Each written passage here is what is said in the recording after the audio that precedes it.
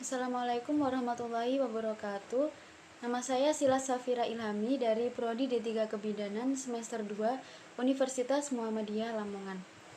Di video ini saya akan menjelaskan tentang tanda-tanda bahaya pada kehamilan. Sebelumnya, apa sih tujuan kita mengetahui apa aja tanda-tanda bahaya pada kehamilan?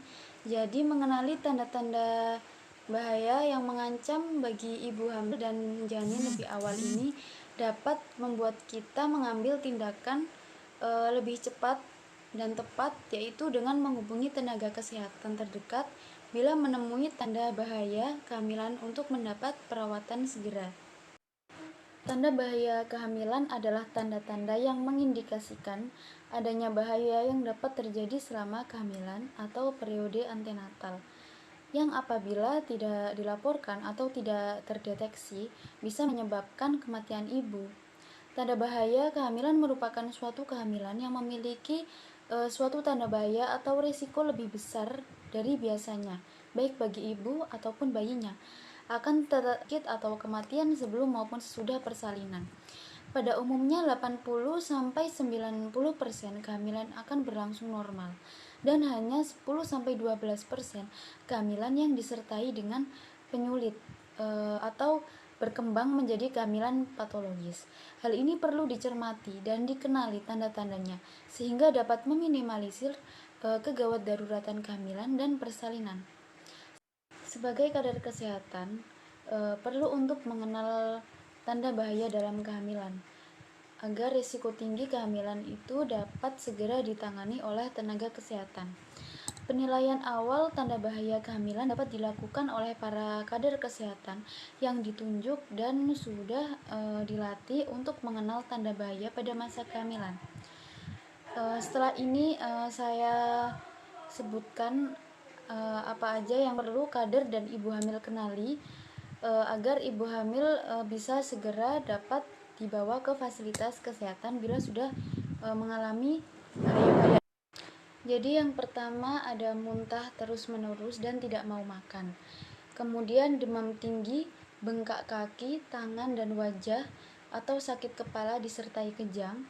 Kemudian gerakan janin mulai berkurang dibandingkan sebelumnya. Terjadi perdarahan pada hamil muda dan hamil tua. Kemudian air ketuban keluar sebelum waktunya. Setelah ini saya jelaskan berdasarkan trimesternya. Untuk tanda bahaya pada trimester 1 yaitu 0-12 minggu, ada perdarahan pada kehamilan muda. Biasanya ini terjadi dikarenakan kejadian abortus, miscarriage, early pregnancy loss. Perdarahan pada trimester ini bisa berakibat pada kegagalan kelangsungan kehamilan. Abortus yaitu yang disebut keguguran, kehamilan ektopik, kehamilan di luar kandungan. Tanda dan gejala pada kehamilan muda dapat atau tidak ada pendarahan per vaginam, ada nyeri perut kanan atau kiri bawah, dan juga mola hidatidosa yaitu hamil anggur. Kemudian ada muntah terus-menerus dan tidak bisa makan pada kehamilan, biasanya disebut dengan istilah hiperemesis gravidarum. Mual muntah ini memang banyak dialami oleh ibu hamil, terutama ibu hamil pada trimester pertama kehamilan. Namun jika mual muntah tersebut terjadi terus-menerus dan berlebihan, bisa menjadi tanda bahaya pada masa kehamilan. Hal itu dikarenakan dapat menyebabkan kekurangan gizi, dehidrasi, dan penurunan kesadaran. Segera temui dokter jika hal ini terjadi agar mendapatkan penanganan dengan cepat. Kemudian selaput kelopak mata pucat merupakan salah satu tanda anemia. Anemia pada trimester pertama bisa disebabkan karena mual muntah pada ibu hamil dan pendarahan pada ibu hamil trimester pertama. Kemudian demam tinggi dengan suhu tubuh lebih dari 38 derajat Celcius menunjukkan infeksi dalam kehamilan. Infeksi bisa terjadi selama kehamilan, persalinan, dan masa nifas. Ibu hamil harus mewaspadai hal ini jika terjadi. Hal ini dikarenakan bisa saja jika demam dipicu karena adanya infeksi. Yang kedua, tanda bahaya kehamilan pada trimester kedua, yaitu 13 sampai 28 minggu. Yang pertama ada demam tinggi yang tadi ya. Kemudian berkurangnya gerakan janin minimal 3 kali dalam 1 jam. Pergerakan janin yang kurang aktif atau bahkan berhenti merupakan tanda bahaya selanjutnya.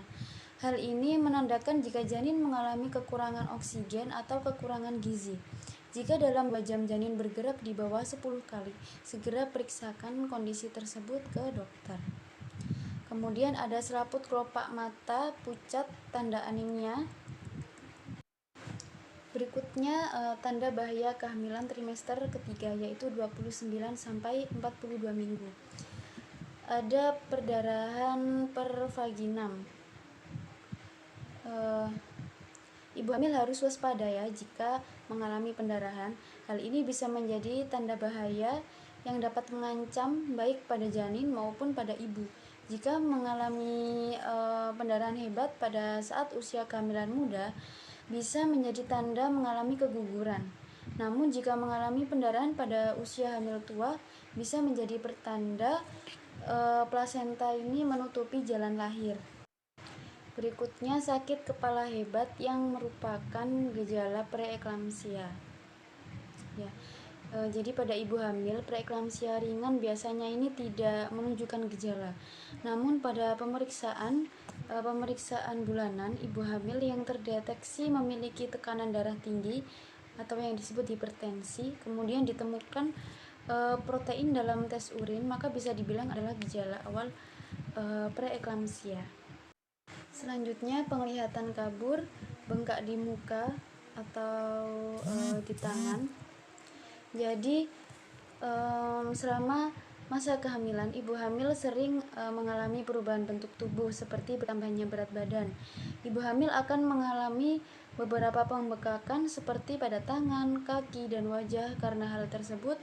Namun jika pembekakan pada kaki dan wajah disertai dengan pusing kepala, nyeri ulu hati, kejang, dan pandangan kabur, segera ke dokter untuk ditangani karena bisa saja ini pertanda terjadinya preeklamsia. Berikutnya berkurangnya gerakan janin, kemudian ketuban pecah dini, yaitu air ketuban pecah sebelum waktunya ya. Jika ibu hamil mengalami pecah ketuban sebelum waktunya, segera periksakan diri ke dokter. Karena kondisi tersebut juga dapat membahayakan kondisi ibu dan bayi. Hal ini dapat mempermudah terjadinya infeksi dalam kandungan. Setelah itu kejang merupakan gejala dari eklamsia. Selaput kelopak mata pucat, anemia pada trimester 3 dapat menyebabkan perdarahan pada waktu persalinan dan nifas (BBLR), kemudian demam tinggi. Baik, jadi itu tadi sedikit penjelasan yang dapat saya sampaikan kepada teman-teman semua. Semoga sedikit penjelasan tadi bermanfaat. Kurang lebihnya saya mohon maaf yang sebesar-besarnya. Assalamualaikum warahmatullahi wabarakatuh.